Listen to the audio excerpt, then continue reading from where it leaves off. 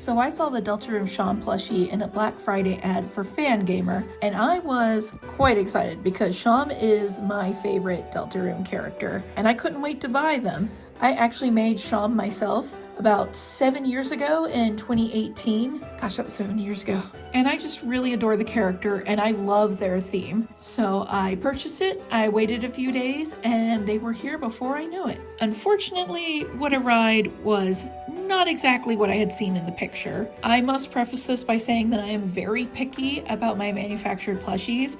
I usually end up modifying most of them when I receive them. You can even see a few reels of me modifying them on this channel. So don't take this that the plushie is bad quality or anything. It just wasn't to my preferences. So I decided, let's get to work. I need to modify the precious one. Interestingly, the back of Seam's hair was kind of how they do anime hair, where the anime character has like the skin color on the bottom, and then they have this strip of fabric like you see here over top of that to imitate the hair, and that's what Seam has to imitate their like back fur spikes. It was really interesting, but I really didn't like the effect, especially since you can see in this photo here the black parts did not line up. So this definitely needed to go. Also at this point, I noticed that the fur ruff around the neck, which was definitely not as furry as the one that I saw in the original photo. I had thought at this point it was attached by 2 stitches, but I would soon learn it wasn't attached by any stitches. It's actually just a solid ring that they slide over the head while it's still unstuffed, and then they stuff the head. So that way it's the stuffing holding it in place and it can just kind of free spin. The outfit that he's wearing, the robes, actually come off. There's a piece of Velcro that's holding them on, and the robes are really well made. So I went ahead and took them off at this point so that way they didn't get in our way with our modifications. So the actual button eye itself is not sewn on like a typical button. The effect that you see here is created using a type of material similar to embroidery floss going through each of the holes of the buttons, but it's actually attached to a piece of material underneath. Then they take that embroidery floss string and they put it through the fabric of the plushie.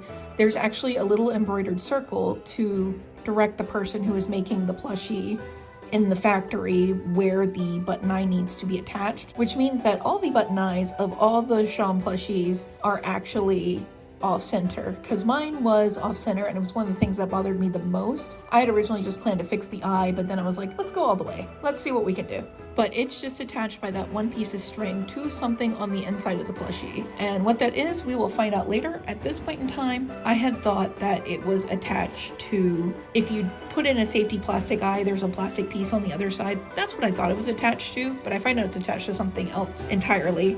And this makes sense because if it was just a button held on with this embroidery floss, it probably wouldn't have passed child safety testing standards. All right, time to open them up. And yes, I do have a seam ripper. I know a lot of people ask me if I have a seam ripper in videos because I use scissors.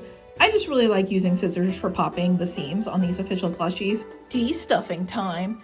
And yes, they use the really soft stuffing. I love this stuff. And this is where I learned 2 things. One, that the fur ruff is not actually attached by any stitches because it pops right off when I de-stuffed everything. And 2, that the button eye is actually attached by looping the embroidery floss through a bead on the back. And here he is, all unstuffed. My first order of business was to free up the ears because, as you can see, the ears are a little bit wrinkled. That's caused by tension in the fabric. If you don't snip the fabric corners, like if you're sewing in a V shape and you don't snip through the bottom of the Z to the stitch point, the fabric pull can cause tension that causes those wrinkles. So that's something to look out for.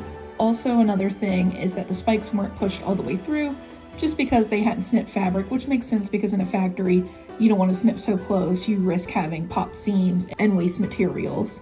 This clip is a little gory, but it just amused me.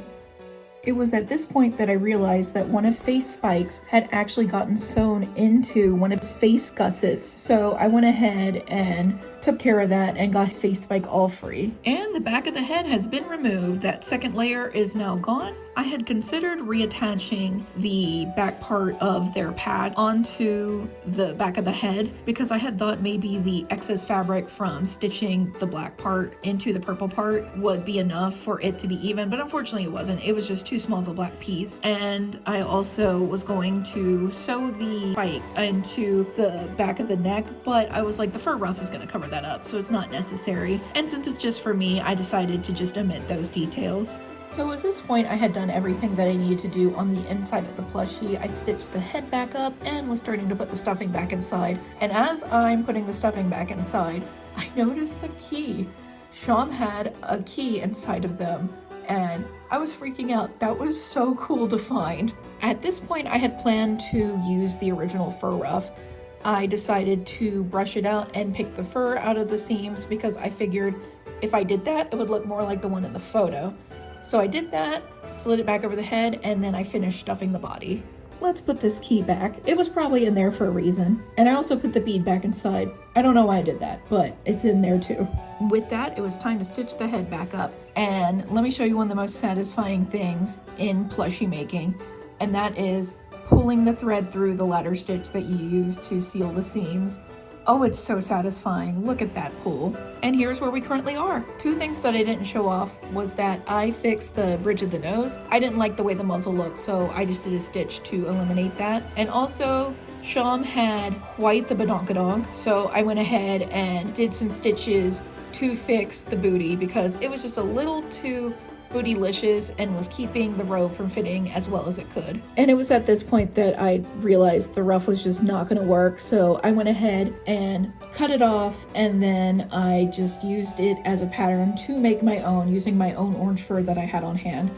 And honestly, that was the best decision I did because Sham looks way better now with their new ruff. Sham has a magnet in each of their hands, so you can put the staff in whichever hand you prefer. Now, the staff has a wire in it, so it's also slightly posable, but it's a little too flimsy, so when Sham is holding it, it usually just is held parallel to the ground, and I just didn't like the way that looked, so I decided to go ahead and fix the arm a bit, try to make it angled so that way I could have the staff standing up just like it is in the picture on the website. Time to get redressed and looking perfect.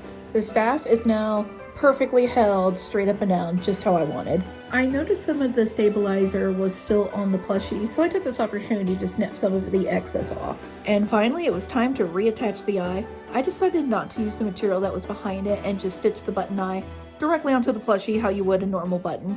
I just use my white normal thread because it's for me. And before the final reveal, I noticed this spot on the robe where it looks like some of the fabric got cut by scissors.